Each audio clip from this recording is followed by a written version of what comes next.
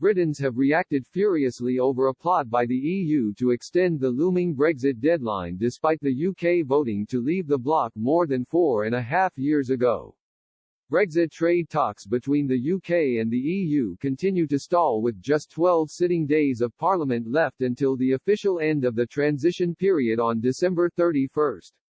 UK chief Brexit negotiator David Frost and his EU counterpart Michel Barnier will continue discussions in London this week with outstanding issues remaining over fisheries, state aid and the so-called level playing field on competition.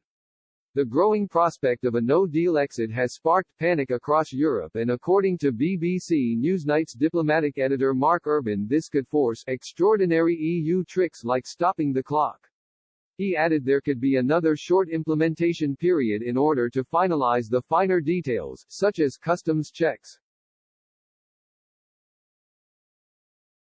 But the idea of Brexit talks continuing into 2021 has prompted a furious response from a number of Express.co.uk readers.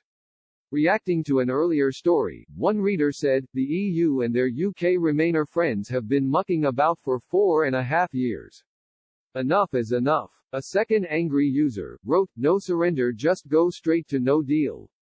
Enough time wasted already. Time to honor what we voted for in the 2016 EU referendum and confirmed in the 2019 general election. A clean break so we can become a free country again. To do our own trade deals, make our own laws and protect our fishing grounds." A third commented, "This farce needs ending with a goodbye. Our intelligence has been insulted for too long." Meanwhile, a fourth simply said, "No more Remainer extensions." The EU formally requested an extension to the deadline in June, but the calls were firmly rejected by Boris Johnson.